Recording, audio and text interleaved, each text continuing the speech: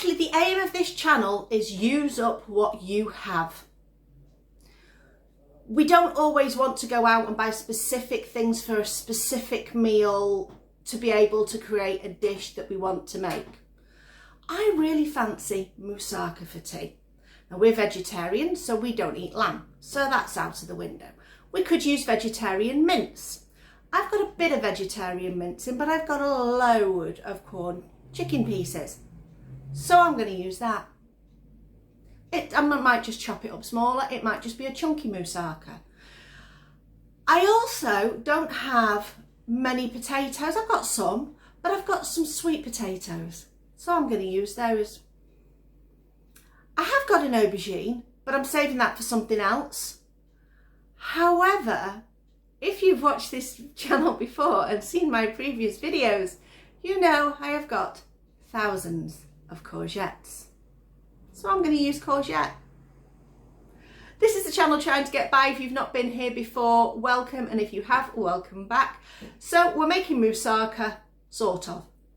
Have a look. Here we go, here is the stuff that we've got. So we have got this corn chicken pieces. We have got the courgettes. We have got the sweet potato. A red wine stock pot that is from August 2022. It was fine. I used one about a month ago and it was fine. We're going to go in with an onion. We've got some tomato puree. We have got some garlic. We have got some mint, some cinnamon, some oregano.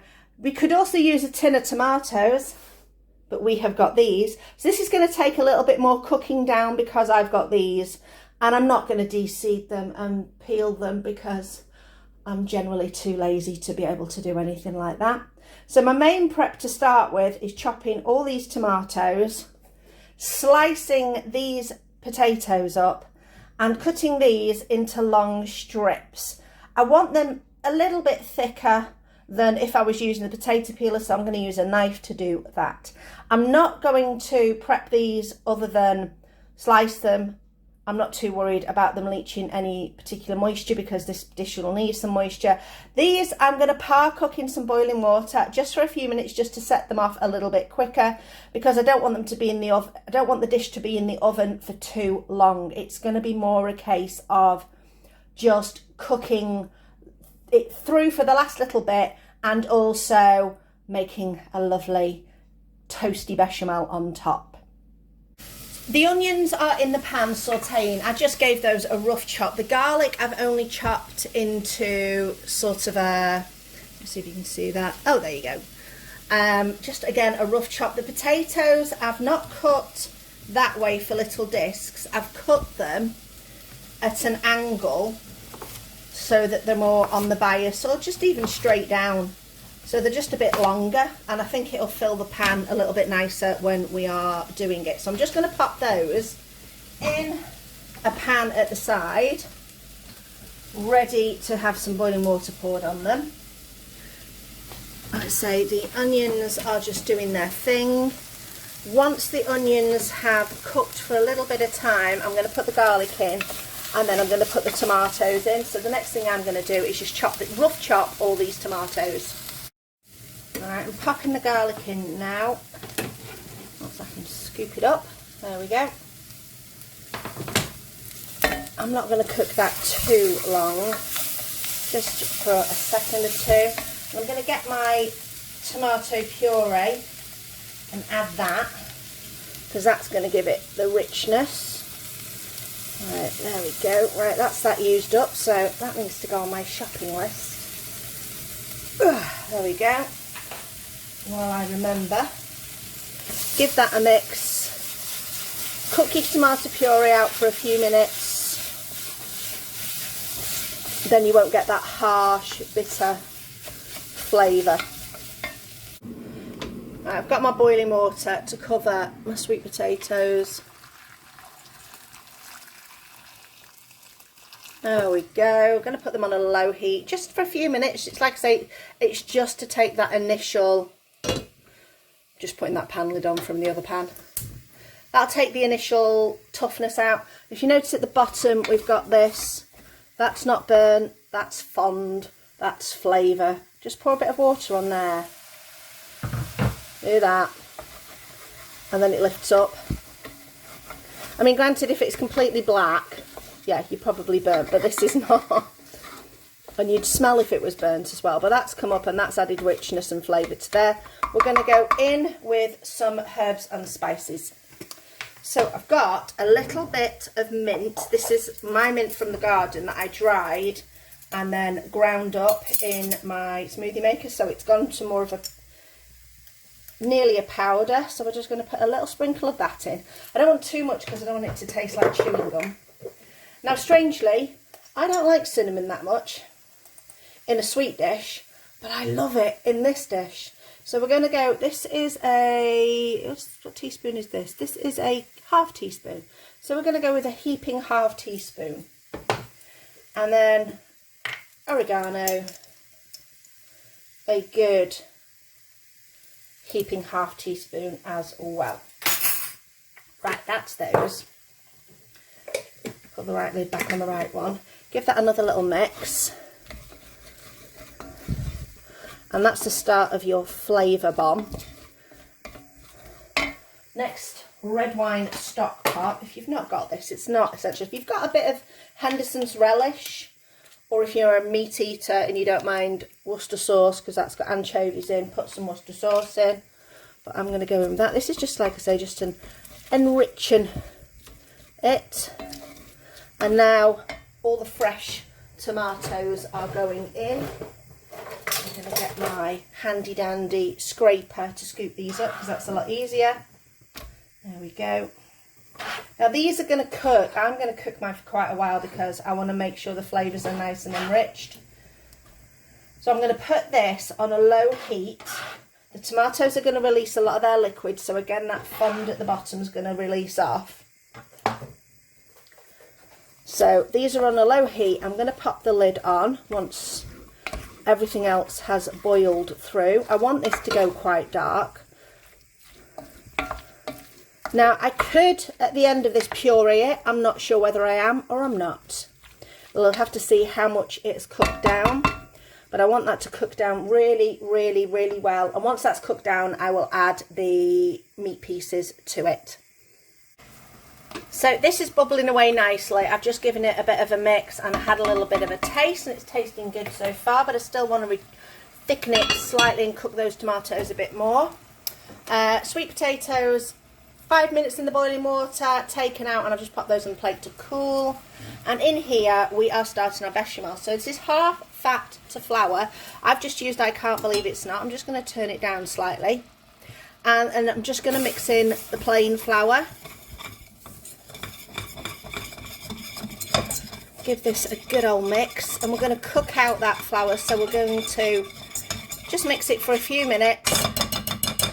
Now it will get stuck in there, but it's fine. There we go. And just move that around a little bit. And what we're going to add to this is some milk. I'm using my unsweetened soy. You can add cheese to it as well if you want to. I'm going to add my nutritional yeast because that has got a lovely, lovely cheesy flavour. And then I'm going to let it cool a bit, and then I'm going to add an egg. And what that egg does is when you cook the bechamel on top of the moussaka, it will just add richness, creaminess, but in theory it should make that bechamel puff up slightly so it becomes a bit more lighter. It's not like a dense heavy bechamel. It should lift it and lighten it. I've done it before, it's been a while, but that's what we're going to do. Right, next, add some milk. Now people do this different ways. Some people add hot milk to their basic mix here. Some people pour all the milk in at once. I personally, the way I like to do it is I'll pour some milk in, just enough to kind of sort of cover that. I'll give it a second or so just to start to warm up, not get steamy hot, but I'll turn this heat up a little bit. Not to it to get really, really, really, really hot, but I just want it to warm slightly because I find it just better, it mixes in better for me. And watch this time it'll go completely wrong, it'll all turn lumpy and I'll be made to look a fool. and I will show you if that happens, but hopefully we will be fine. Worst comes to worst, you start again. You could also pass it through a sieve, which can be a bit of a pain, particularly if you've got loads of lumps. But a lot of the time, you just need to keep mixing and mixing and mixing and keep working it. Once you get this first stage to a nice smooth consistency, you're normally all right. So it's a case of getting these lumps out as soon as possible, which is why I like using a whisk, because it just helps with that. There we go.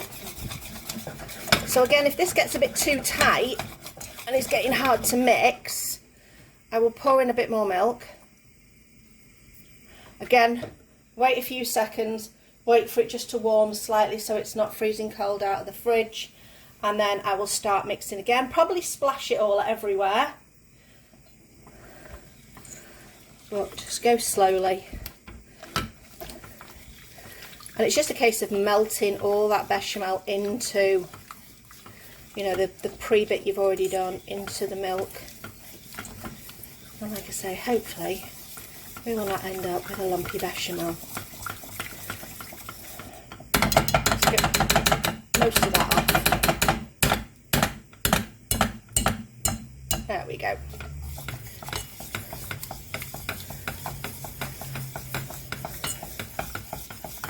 Just keep mixing. Patience is the key. And a good arm muscle. I'm just going to move that there because I'm getting in the way of the camera there, so I can't hold it properly and mix properly. There we go. That's pretty good.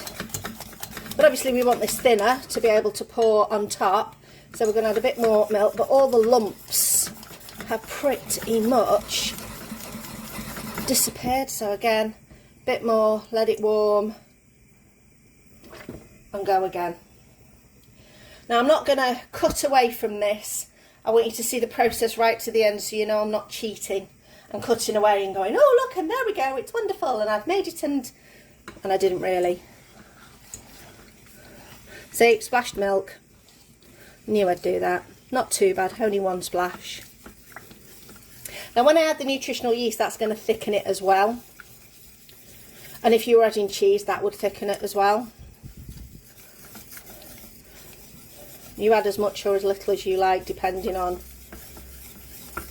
how cheesy flavoured you like your sauce. Okay. Right, I'm going to add some seasoning. I'm going to add some salt, pinch of salt, pepper. I've got myself a new pepper from Tesco's. This one does come with a removable lid, which my old one didn't, which makes it life a lot easier. So go in with that. Now if you want to keep it true to the colour, go for white pepper, but black pepper's fine. And now nutritional yeast, going with a good few tablespoons of that. And like I say, this is going to thicken up even more, so we will add a bit more milk to it. Not too much, because obviously when we add the egg later on, that's the last of my milk, so I might as well use that. Yeah, when we add the egg later on, obviously the liquid from that will thin it down slightly as well. So there we go, one bechamel, or now a cheese sauce. And let's give it a taste to decide if I need any more of that nutritional yeast. No, that's quite cheesy enough. Quite happy with that. So like I say, I'm going to leave this to cool, so I'm just going to turn it off. Just be aware that a skin might form on it as it's cooling. So I'm just going to give it a mix every now and again to make sure it doesn't. If it does, don't worry about it. Just add a splash more milk and it will reincorporate back in. Okay, back over to this. This is doing well. Those tomatoes have broken down brilliantly. Nice and soft. I'm just going to use the same spoon as I did before, but have a taste. Lovely. Cinnamon coming through nicely. I'm going to add this. This will water it down a little because it's got some moisture on it from the ice crystals.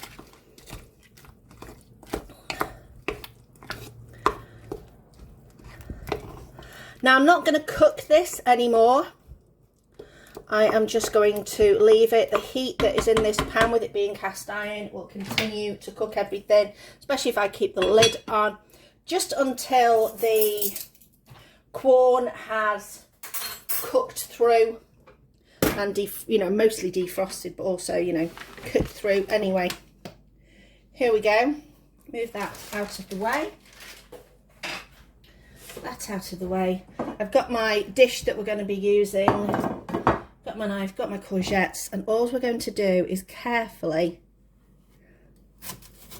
cut those. Now, if you want a bit more of a stable surface, trim that edge off, and now you've got a flat surface to cut. And I'm just going to cut, probably say 1/2 centimetre thick courgettes. That should be thick enough to work for this dish. Now, if you're not a big fan, of course, you like moussaka, but you're not a big fan, or your kids don't like aubergine, courgette, etc. What I've done in the past to get the same sort of flavour is I've peeled aubergines. There we go. And I'm just going to do this last one just very slightly because it's just that slight bit too thick.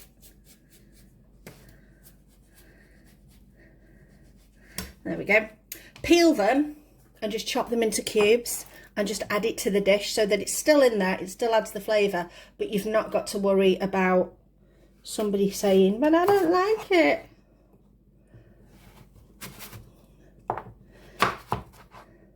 Because they'll barely even notice it's there, like I say, especially if it's peeled. You could even do, if you wanted to be really picky, you could even do one end with it all mixed in and one end with it layered. There we go, that's that. That one all right? Yeah, those are those. Now I've got to decide, am I going to salt these a little just to soften them, or am I going to go straight in? Decisions. I think I'm going to salt them ever so slightly just to make them that little bit more tender. There we go.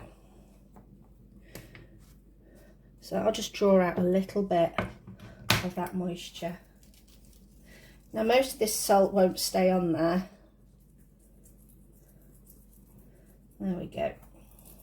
It's not going to make it overly salty, because you can even wash it off if you wanted to. Right, leave those for a few minutes, leave everything else for a few minutes, and then we can start to assemble. I don't know if you can see in this light whether or not, but there is moisture coming off there. So I have just got, you could do this with a tea towel, not a tea towel, a kitchen towel, which we don't have. So I've just got one of my clean cloth out the cupboard. Just gonna take off some of that salt, some of that moisture. There we go, that's that done. Just stack those up, ready to go. I've got my potatoes ready to go. I'm hoping I've got have I got a big enough dish? I'm gonna go for the bigger dish. I'll be back. I'm back with a bigger dish. So the other one's like I've got old school inches, 9 by 12. This is probably a 16 by 8, no, 15 by 8, something like that. Anyway, let's get assembling. Move the pan lid out of the way. We're going to get a spoon. We're going to start at the bottom with our really cool sauce. So, sorry, I just nudged you, but everything's taking up far too much space now. So, sauce on the bottom. Spread it round. This is not about creating a proper layer. This is just about stopping everything from sticking. So I'm just going to get a bit more sauciness there. I'll just kind of wiggle. There we go. So it's like if you're doing a lasagna, you want a base of sauce at the bottom. Now we're going to go in with these. Okie dokie. All the way across. That'll do. Oh, I've got a skinny one there that can go in. And now I'm going to go in with a proper layer of this. Now the question is, have I gone too big with the pan that I've got? Okay, that'll do. I'm going to go, I don't know what the official rule is for how you layer a moussaka. I just know that it is layers of, I've run out, but never mind, I'll go 4-4. It is layers of potato and courgette. That's the main thing. But this is how I'm going to do it. I mean, ultimately, it's going to taste brilliant. I could have done with a pan that's, excuse me, what's these? Oh, wake small children. I could have done with a pan that was like in between sized, but that's fine. This'll do. It's still gonna be amazingly good. Right, potatoes. These are, I'll show you, they're like not completely soft, but they can break relatively well. So they'll be able to cook in this. I think this is going to be quite nice with the sweet potato, a bit different. There we go.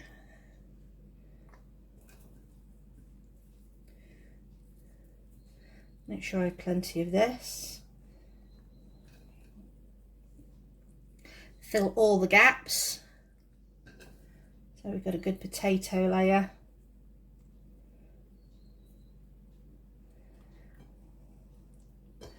A few little bits left. And we're going to double up in some areas. I'm going to squish some things in, so I don't not use every little bit. There we go. Squish that down a little bit.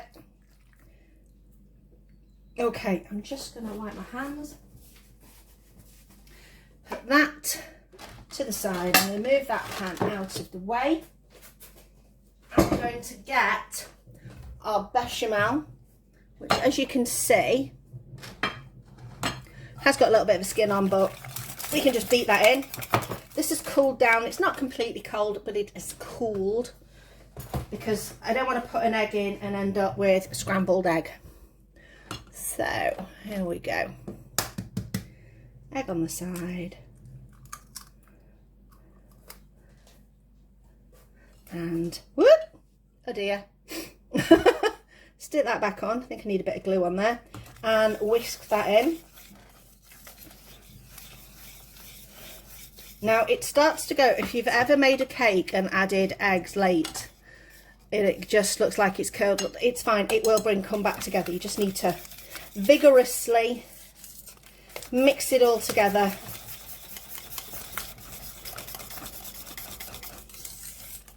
Now that's given that a lovely golden colour.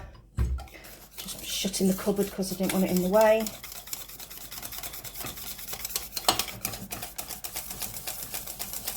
Okay.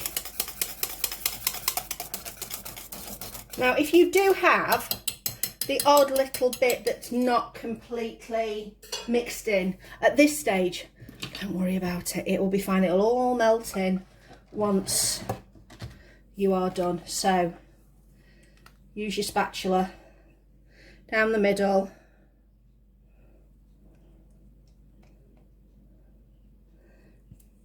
and then you can spread it all to the sides. Don't waste any of it.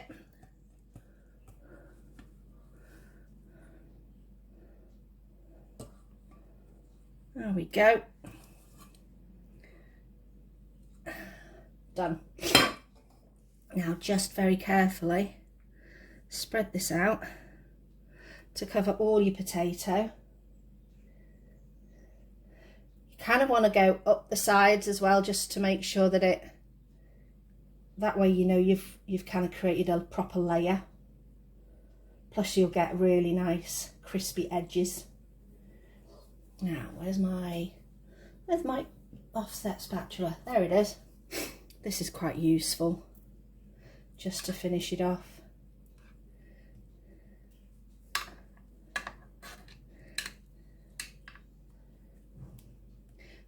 There we are.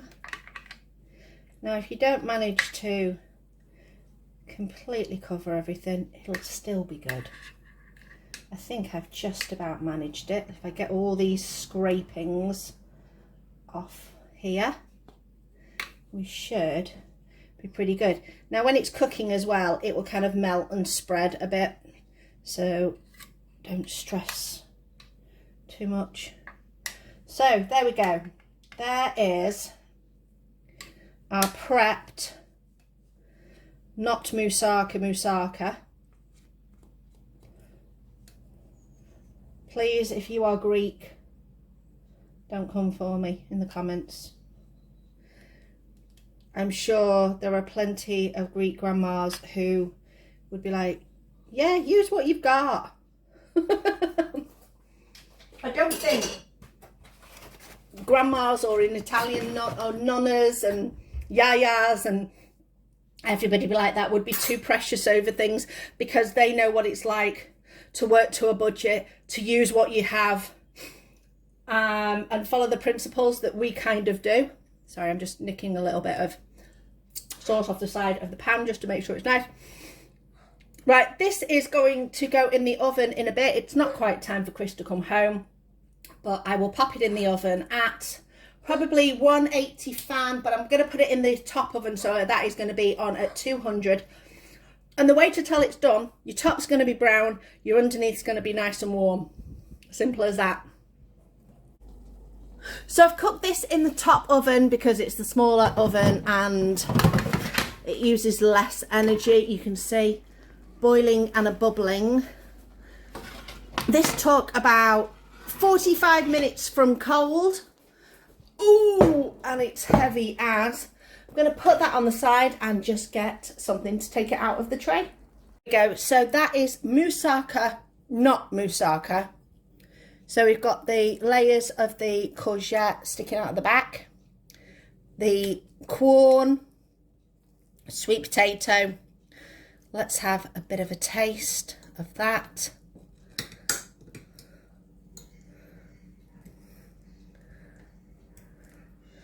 There we go.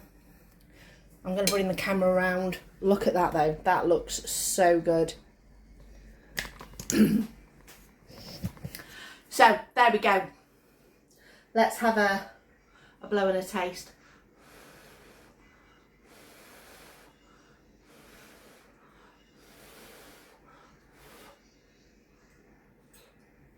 Mmm.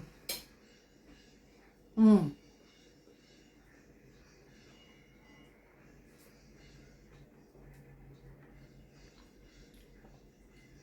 That is lovely. That is creamy from the top.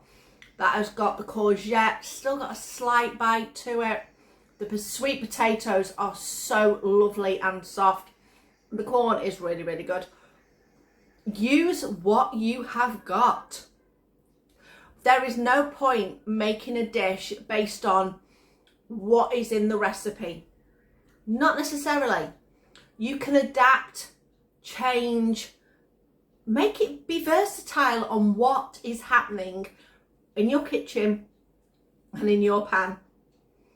I hope that gave you a bit of inspiration.